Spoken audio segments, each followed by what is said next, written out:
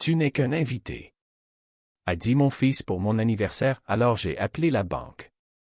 Si cette histoire touche votre cœur, laissez un like et partagez dans les commentaires votre impression. Les histoires de justice et de vengeance familiale méritent d'être entendues. Je m'appelle Pierre Dubois, j'ai 67 ans, et j'ai travaillé pendant 40 ans comme contremaître chez Renault à Boulogne-Billancourt. Mes mains sont rugueuses, marquées par les équipes de nuit et les sacrifices que j'ai faits pour garantir une vie digne à ma famille.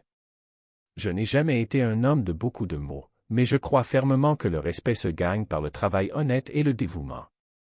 Ce que je vais vous raconter est une histoire qui a changé ma vie, une histoire qui commence par la plus grande humiliation qu'un père puisse subir et se termine par une justice que je n'oublierai jamais. Ma maison est une maison mitoyenne dans le 15e arrondissement de Paris, près du parc André Citroën. Je l'ai achetée en 1987 avec un prêt de 30 ans que j'ai remboursé en suant chaque euro. 2 étages, un petit jardin où ma femme Françoise cultivait ses roses, et une cuisine où l'arôme du pot-au-feu remplissait la maison chaque dimanche. Françoise nous a quittés il y a 3 ans, un cancer qui l'a emporté en 6 mois, me laissant seul avec les souvenirs et notre fils Antoine. Antoine a 35 ans, diplômé de HC, il travaille comme conseiller financier pour une société parisienne. Quand il était enfant, il était ma fierté. Je me souviens quand je l'emmenais voir le PSG au Parc des Princes, comme il me regardait avec ses yeux pleins d'admiration quand je lui racontais mes journées à l'usine.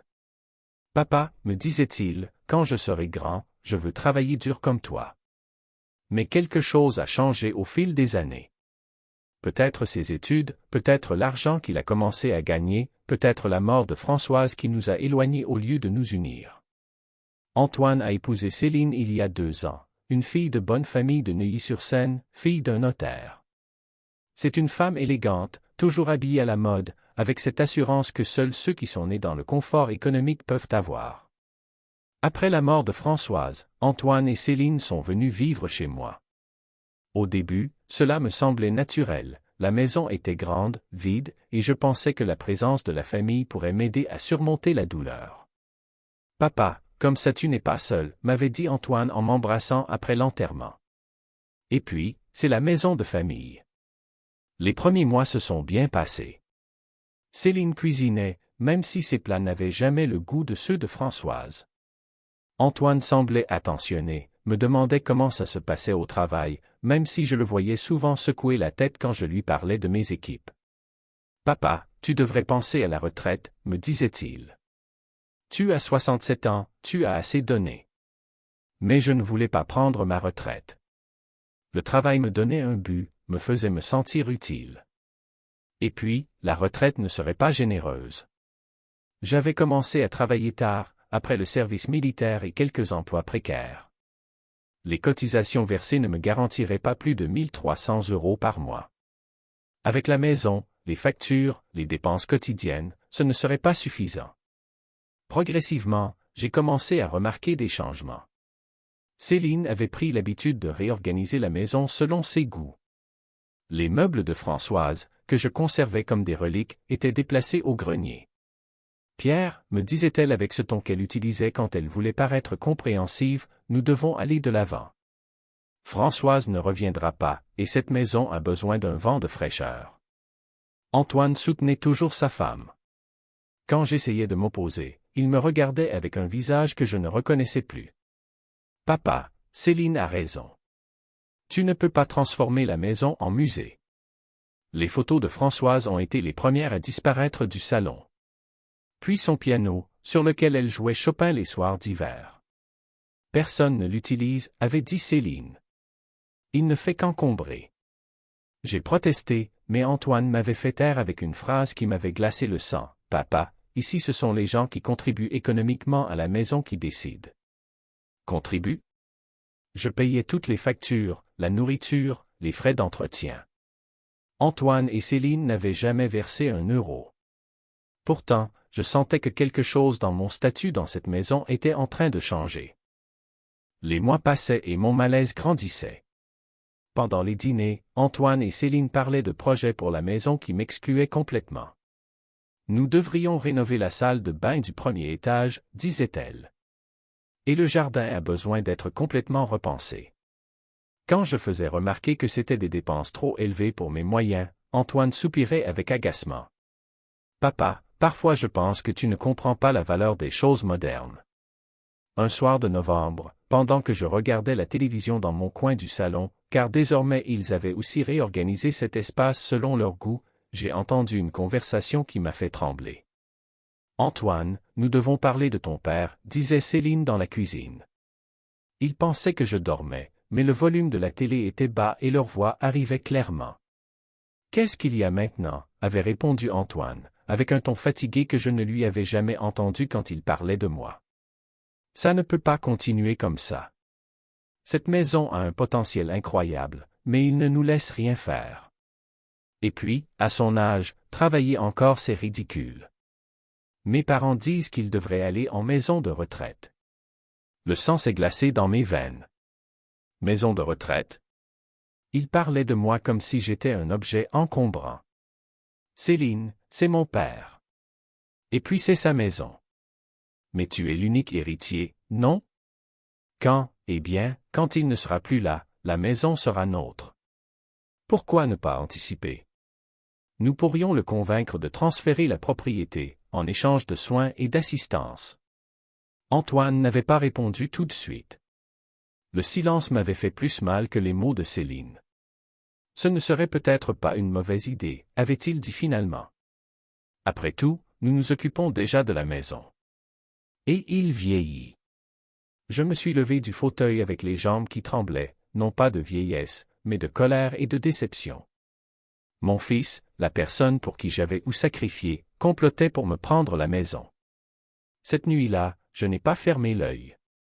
Je revoyais toute ma vie, les doubles équipes pour payer ses études, les week-ends passés à travailler pour acheter ses livres universitaires, les vacances jamais prises pour économiser l'argent de ses études. Et maintenant ça. Les jours suivants ont été un enfer. J'observais chaque geste, chaque mot, chaque regard d'Antoine et Céline. Je les voyais mesurer les pièces avec les yeux, parler à voix basse quand ils croyaient que je ne les entendais pas, consulter des sites de décoration sur le téléphone. Un matin, pendant que je me préparais pour aller au travail, j'ai trouvé sur la table de la cuisine quelques brochures. Résidence pour seniors, confort et sérénité. Céline les feuilletait en buvant son café. Qu'est-ce que c'est? Ai-je demandé, bien que la réponse soit évidente. Oh, Pierre, a-t-elle dit avec ce sourire forcé qu'elle avait perfectionné ces derniers mois. Je regardais juste. J'ai entendu dire que certains de ces endroits sont vraiment beaux. Comme des hôtels 5 étoiles. Je n'ai pas besoin d'hôtel, ai-je répondu sèchement. Mais Pierre, à ton âge, vivre seul pourrait devenir dangereux. Et puis, ici il y a trop d'escaliers, trop d'entretien. Je ne vis pas seul. Je vis avec vous. Antoine est entré dans la cuisine à ce moment-là, avec sa cravate encore dénouée et l'air de quelqu'un qui avait entendu la conversation. Papa, a-t-il dit avec une voix patiente, nous devrions évaluer toutes les options. Ce n'est pas une question de ne pas te vouloir ici, mais de penser à ton bien-être. Mon bien-être. Comme si m'envoyer en maison de retraite était pour mon bien. Les semaines qui ont suivi ont été les plus difficiles de ma vie. Je me sentais devenu un étranger dans ma propre maison. Antoine et Céline avaient commencé à se comporter comme s'ils étaient déjà les propriétaires. Ils recevaient des visites d'amis qui louaient la maison, le jardin, l'emplacement. Quand nous aurons fini les travaux de rénovation, disait Céline, ce sera parfait. Un soir, pendant le dîner, Antoine a abordé le sujet que je redoutais. Papa, j'ai parlé avec le notaire Moreau. Il a dit que nous pourrions faire un transfert de propriété anticipé. Tu garderais bien sur le droit d'habitation à vie, mais cela nous permettrait de mieux gérer les questions administratives. Questions administratives? Eh bien, les impôts, l'entretien, d'éventuelles rénovations. Et puis, en cas de problème de santé, tout serait plus simple. J'ai regardé mon fils dans les yeux et j'ai vu un étranger. L'homme que j'avais élevé, que j'avais aimé plus que ma propre vie, me mentait avec la froideur d'un vendeur d'assurance. Je ne signerai rien, ai-je dit. Le visage d'Antoine s'est durci. Papa, tu fais l'entêté. C'est ma maison. Je l'ai achetée avec mon argent, je l'ai payée avec ma sueur. Personne ne le conteste, est intervenue Céline, mais il faut être pratique. Pratique. Le mot qu'ils utilisent toujours quand ils veulent avoir. À partir de ce jour, l'atmosphère dans la maison est devenue glaciale. Antoine et Céline ne m'adressaient plus la parole sauf pour les choses essentielles. Nous mangions en silence, regardions la télévision chacun de son côté, vivions comme des étrangers sous le même toit. Mais le pire était encore à venir. Le 15 mars, c'est mon anniversaire. 67 ans de vie, de travail, de sacrifice. Françoise préparait toujours un gâteau fait maison, au citron, mon préféré. Nous invitions les quelques amis que nous avions, les collègues de travail, quelques voisins. C'était une journée simple mais pleine de chaleur. Cette année, je ne m'attendais pas à grand-chose. Françoise n'était plus là, et les relations avec Antoine étaient endues. Mais une petite partie de moi espérait que mon fils se souviendrait, qu'il ferait au moins un geste, un petit effort pour nous réconcilier. Le matin du 15 mars, je me suis réveillé tôt, comme toujours. Antoine et Céline étaient déjà levés, je les entendais parler dans la cuisine. J'ai pensé que peut-être ils s'organisaient pour quelque chose. Je suis descendu dans la cuisine et j'ai trouvé Antoine qui buvait son café en consultant son téléphone. Céline étalait de la confiture sur une tartine. « Bonjour », ai-je dit. « Bonjour », ont-ils répondu en chœur, sans lever les yeux. J'ai attendu. Un « bon anniversaire », un sourire, n'importe quel signe qu'ils se souvenaient. Rien. J'ai préparé mon café en silence, espérant que ce n'était qu'une question de temps, qu'ils préparaient une surprise. « Ce soir je rentre tard », a dit Antoine en se levant. « J'ai un dîner d'affaires. »« Moi aussi », a ajouté Céline. « Je retrouve quelques amis. » Et ils sont sortis, me laissant seul dans la cuisine, avec le café qui refroidissait et le cœur qui se brisait. Pendant la journée au travail, mes collègues m'ont souhaité un bon anniversaire. Rousseau, le chef d'équipe, m'a même apporté un petit gâteau. Pierre, m'a-t-il dit, tu es comme de la famille ici. Bon anniversaire, vieux. Cette petite attention m'a ému plus que je ne voulais l'admettre. Des gens que je ne voyais qu'au travail se souvenaient de mon anniversaire, alors que mon fils l'avait oublié. Je suis rentré à la maison vers 6 heures de l'après-midi. La maison était vide, silencieuse. J'ai préparé un dîner simple, des pâtes à la tomate, un peu de fromage, et j'ai mangé seul, en regardant les photos de Françoise que je gardais dans ma chambre. Vers 9 heures, j'ai entendu les clés dans la serrure. Antoine et Céline sont entrés en riant, visiblement de bonne humeur. « Papa, tu es là », a appelé Antoine. « Je suis au salon », ai-je répondu. Ils sont venus tous les deux, encore avec leur manteau. Antoine avait une bouteille de vin à la main, Céline semblait légèrement éméchée. « Comment s'est passée ta journée » a demandé Antoine d'un ton distrait. « Bien », ai-je répondu, attendant encore qu'ils se souviennent. « Nous avons passé une soirée fantastique » a dit Céline. Les restaurants du centre se sont vraiment améliorés. Ils se sont assis sur le canapé, en face de moi. Antoine a ouvert la bouteille de vin et a versé 2 verres, seulement pour eux. « Papa » a dit Antoine soudainement, nous devons parler de quelque chose d'important. Mon cœur a fait un bond. Peut-être qu'ils s'étaient souvenus, peut-être qu'ils allaient s'excuser. Nous avons décidé d'accélérer les délais pour le transfert de propriété de la maison, a-t-il continué. Le notaire peut nous recevoir la semaine prochaine. Je me suis senti comme si on m'avait donné un coup de poing dans l'estomac. Le jour de mon anniversaire, la seule chose dont il voulait parler était comment me voler la maison. Antoine, ai-je dit d'une voix tremblante, c'est mon anniversaire. Antoine m'a regardé un moment, puis a soufflé. Ah, c'est vrai. Bon anniversaire. Bon anniversaire. Dit comme ça, comme s'il se souvenait d'avoir oublié d'acheter du lait. Vos projets pour la maison ne m'intéressent pas, ai-je dit en me levant. C'est ma maison et elle restera ma maison tant que je serai vivant. Céline a posé son verre de vin avec un bruit sec. Pierre, nous devons être honnêtes. Tu es ici essentiellement un invité. Antoine est l'unique héritier, la maison sera la sienne tôt ou tard. N'est-il pas mieux de régulariser la situation maintenant? Un invité. Dans ma maison. Dans la maison que j'avais achetée, payée, aimée pendant 30 ans. Invité, ai-je répété, sentant la colère monter. Papa, est intervenu Antoine, ne t'en prends pas à Céline. Elle a raison. Tu ne contribues plus à la gestion de la maison. Tu ne prends plus de décisions importantes.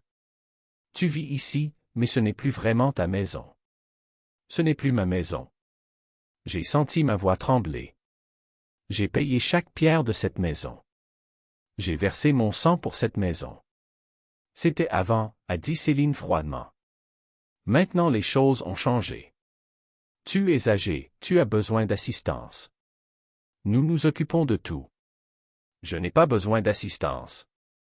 Je travaille encore, je vais bien, je peux m'occuper de moi. Antoine a soupiré avec agacement. Papa, sois réaliste. Tu as 67 ans. Tu travailles en usine depuis 40 ans. Il est temps de se reposer. Et si je ne veux pas me reposer? Ce n'est pas un choix que tu peux faire seul, a dit Céline. Il y a des aspects légaux, pratiques. Aspects légaux, ai-je crié.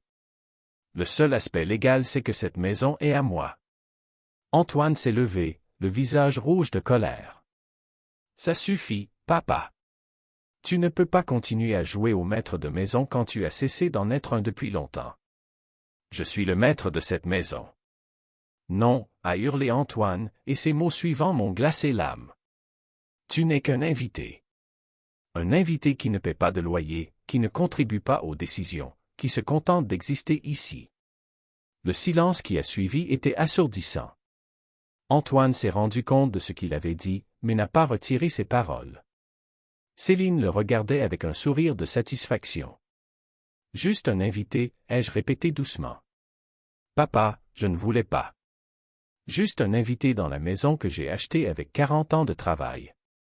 Pierre, a dit Céline d'un ton faussement doux, peut-être qu'il vaut mieux que nous nous calmions tous. J'ai regardé mon fils, cet homme de 35 ans que j'avais élevé, éduqué, aimé inconditionnellement. Et j'ai vu un étranger. D'accord, ai-je dit d'une voix calme. Si je ne suis qu'un invité, alors je dois me comporter en conséquence. Je suis monté dans ma chambre sans dire un mot de plus. J'ai entendu Antoine et Céline parler à voix basse, probablement en train de discuter de comment gérer la situation. Mais ça ne m'intéressait plus. Je me suis assis sur le lit, devant la photo de Françoise. Mon amour, lui ai-je chuchoté, aujourd'hui notre fils m'a appelé invité dans notre maison. Le jour de mon anniversaire. J'ai pleuré. Pour la première fois depuis la mort de Françoise, j'ai pleuré sans honte, sans rien retenir.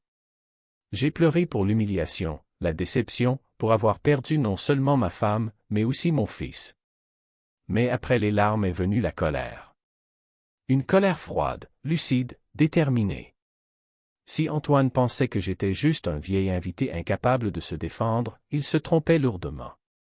Le lendemain matin, j'ai appelé au travail pour dire que je ne viendrais pas pendant quelques jours. J'avais des choses importantes à faire.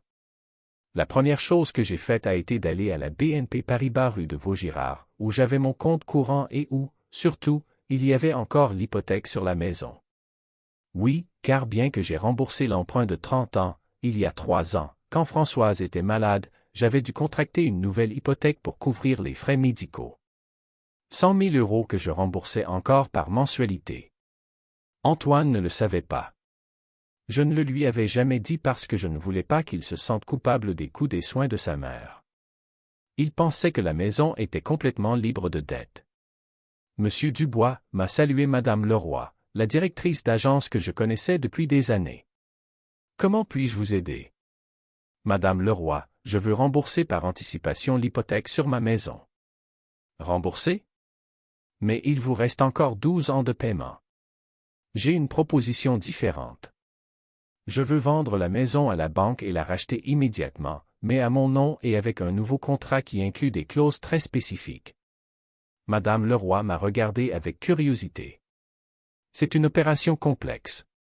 Puis-je vous demander la raison? Madame Leroy, dans la vie parfois les enfants deviennent des étrangers. Et quand ça arrive, un père doit protéger ce qu'il a construit. Nous avons parlé pendant 2 heures. L'opération était possible, même si elle était coûteuse à cause des commissions et des taxes. Mais j'avais quelques économies que j'avais mises de côté au fil des années, environ 50 000 euros. Avec celle-ci et un petit emprunt supplémentaire, je pouvais faire ce que j'avais en tête.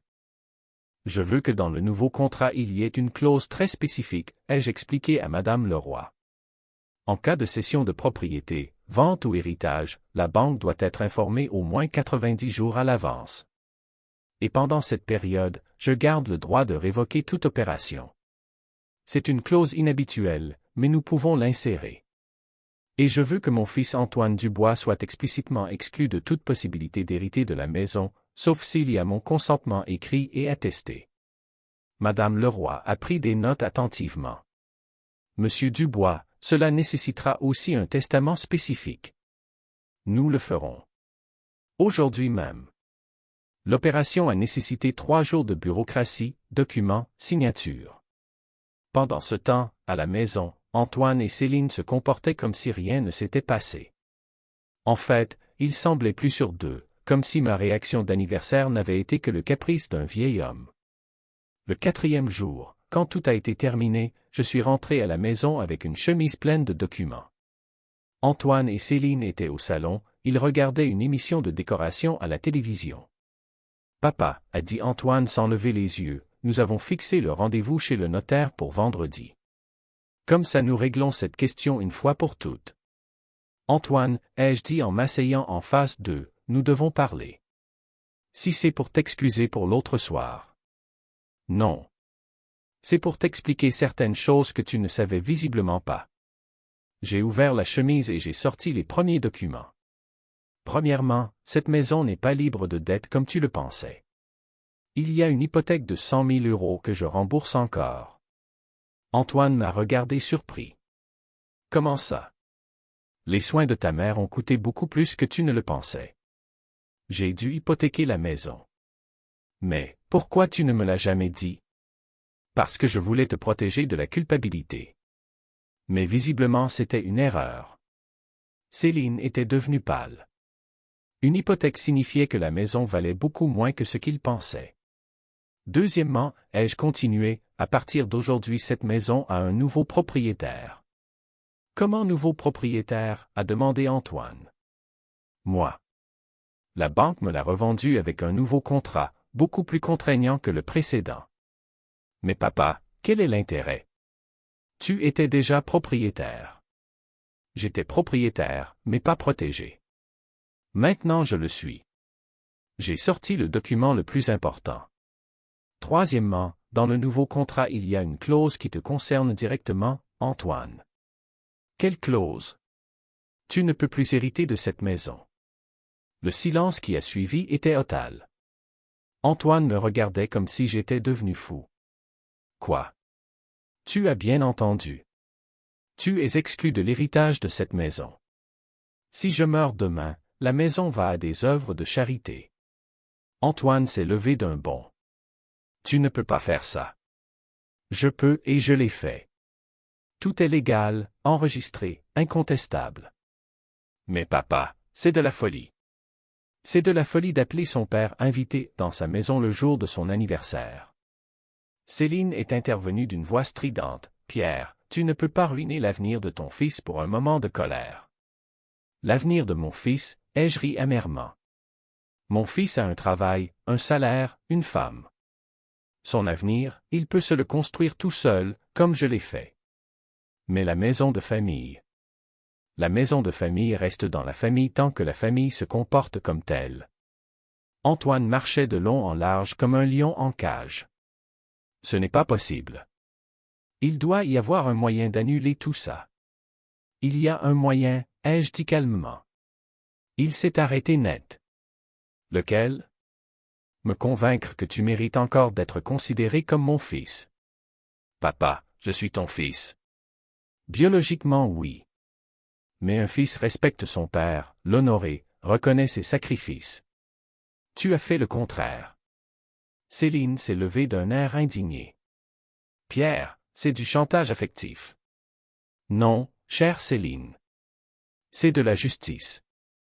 Antoine s'est rassis, la tête dans les mains. Papa, que veux-tu que je fasse? Pour l'instant, rien.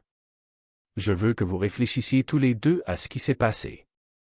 Je veux que vous compreniez que le respect ne s'achète pas avec de l'argent, il se gagne par les comportements. Et si nous voulions nous excuser? Les excuses sont gratuites, Antoine. La confiance se reconstruit avec des actes. Ce soir-là, Antoine et Céline ont mangé en silence. Je les entendais parler à voix basse dans leur chambre, discuter avec animation. Mais ça ne m'intéressait pas. Pour la première fois depuis des mois, je me sentais de nouveau maître de ma maison. Le lendemain, Antoine est venu dans ma chambre avant d'aller au travail. Papa, j'ai réfléchi à ce que tu as dit. Et tu as raison. Je me suis mal comporté. Nous nous sommes mal comportés, tous les deux. C'est un début. Que puis-je faire pour réparer? Je l'ai regardé dans les yeux, essayant de comprendre s'il était sincère ou s'il cherchait juste à récupérer l'héritage. Premièrement, Céline doit s'excuser de m'avoir appelé invité. Papa. Ce n'est pas une demande. C'est une condition. D'accord. Quoi d'autre? Deuxièmement, la maison redevient gérée comme avant. Je prends les décisions importantes, vous les respectez. Mais papa, nous contribuons aux dépenses. Quelles dépenses? Dis-moi une facture que vous avez payée. Antoine est resté silencieux. Troisièmement, les meubles et les photos de votre mère retournent à leur place. D'accord. Quatrièmement, si vous voulez rester dans cette maison, vous vous comportez comme des invités respectueux, pas comme des propriétaires. Papa, c'est de l'humiliation. Non, Antoine. C'est la réalité. Je suis le propriétaire, vous êtes des invités. Bienvenue, si vous vous comportez bien, mais des invités. Antoine est sorti de la chambre sans dire un mot de plus. Pendant la journée, j'ai entendu de longs coups de téléphone entre lui et Céline, des discussions houleuses. Le soir, elle n'est pas rentrée à la maison. Où est Céline? Ai-je demandé pendant le dîner. Elle est allée chez ses parents. Elle a besoin de réfléchir. Je comprends. Papa, elle n'acceptera jamais de s'excuser. Alors c'est son problème. Mais c'est ma femme. Et je suis ton père. Chacun doit choisir ses priorités. Les jours suivants ont été étranges. Antoine allait au travail le matin, rentrait le soir, nous mangions ensemble en silence. Il ne parlait pas de Céline, pas de la maison, pas de l'avenir. Mais j'ai remarqué de petits changements. Il a remis la photo de Françoise sur le piano.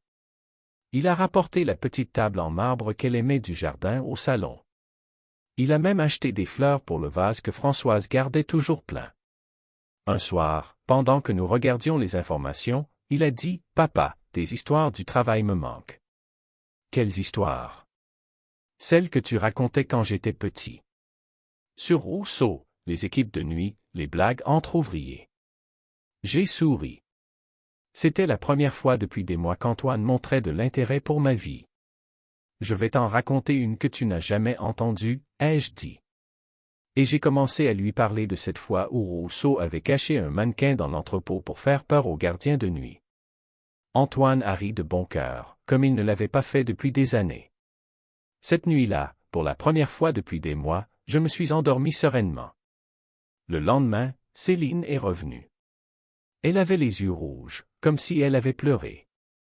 Elle s'est assise en face de moi dans le salon, avec Antoine à côté d'elle. « Pierre, a-t-elle dit d'une voix tremblante, je suis désolée pour ce que j'ai dit. Je n'aurais jamais dû t'appeler invité dans ta maison. Continue. J'ai eu tort. J'ai manqué de respect à toi, à la mémoire de Françoise, à cette famille. Et je demande pardon. » Je l'ai regardé longuement. Je pouvais sentir sa tension, sa peur d'avoir ruiné l'avenir qu'elle avait planifié. Céline, le pardon ne se demande pas. Il se mérite. Que dois-je faire? Te comporter comme il convient dans la maison d'autrui. C'est ma maison, pas la vôtre. Si vous voulez rester, vous êtes les bienvenus, mais avec mes règles. Quelles règles? Les mêmes que pour tout invité respectueux. On ne déplace pas les meubles sans permission. On ne prend pas de décision sur la maison sans consulter le propriétaire. On ne manque pas de respect aux gens qui vous hébergent. Céline a hoché la tête rapidement. D'accord.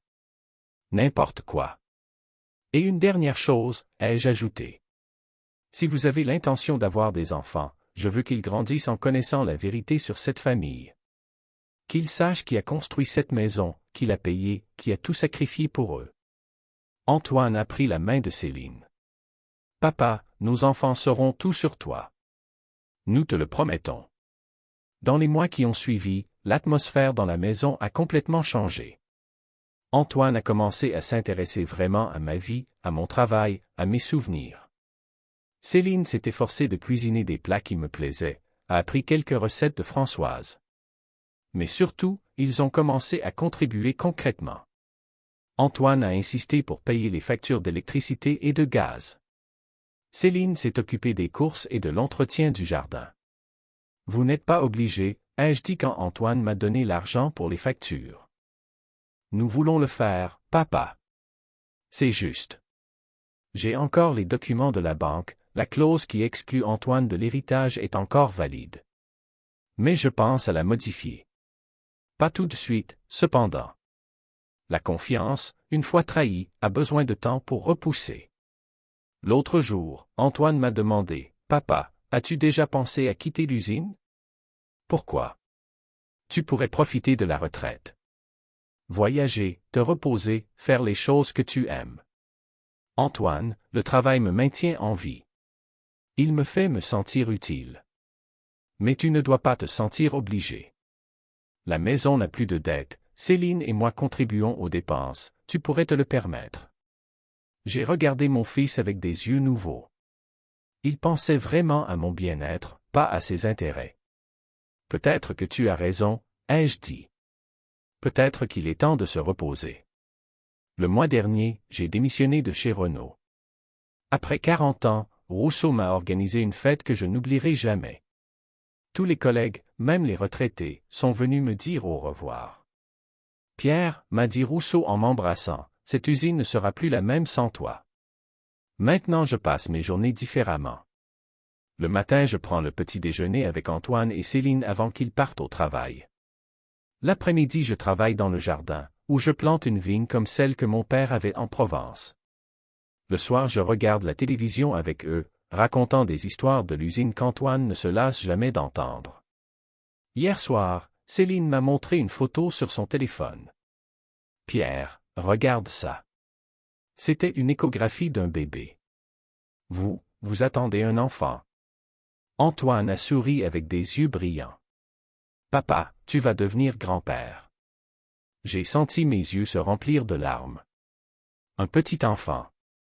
Françoise aurait été si heureuse. Qu'en naîtra-t-il? En novembre, a dit Céline. Et si c'est un garçon, nous aimerions l'appeler Pierre, comme toi.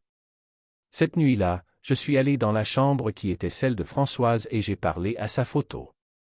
Mon amour, nous allons devenir grands-parents. Et tu sais quoi? Je crois que notre fils a appris la leçon. Il a compris ce que signifie famille, respect, reconnaissance. Demain j'irai voir Madame Leroy pour modifier les documents. Antoine redeviendra mon héritier. Mais je ne le lui dirai pas tout de suite. Je veux qu'il continue à le mériter chaque jour, par ses comportements, par son respect. Parce que c'est la vérité que j'ai apprise, l'amour d'un père est inconditionnel, mais le respect doit être gagné. Et quand un fils perd le respect pour celui qui l'a élevé, il faut parfois une leçon dure pour le lui rappeler. Le petit Pierre naîtra dans une maison où le respect pour les aînés, pour ceux qui ont tout sacrifié pour la famille, redeviendra une valeur fondamentale. Et quand il sera assez grand pour comprendre, je lui raconterai l'histoire de son grand-père Pierre, l'ouvrier de Renault qui a construit cette maison pierre par pierre, qui a aimé sa grand-mère Françoise jusqu'au dernier souffle, et qui a enseigné à son père qu'être famille signifie beaucoup plus que partager le même sang. Cela signifie respect, reconnaissance, amour démontré par les actes. C'est la leçon que j'ai apprise de la façon la plus difficile. Et que j'espère ne plus jamais avoir à enseigner. Mais si cela devait servir, je sais maintenant que j'ai les outils pour le faire. Parce qu'un homme qui a travaillé 40 ans pour construire quelque chose a aussi la force de le protéger quand il le faut. Et cette force, cette détermination, c'est l'héritage le plus grand que je puisse laisser à mon petit-fils. La maison du 15e arrondissement est encore à moi.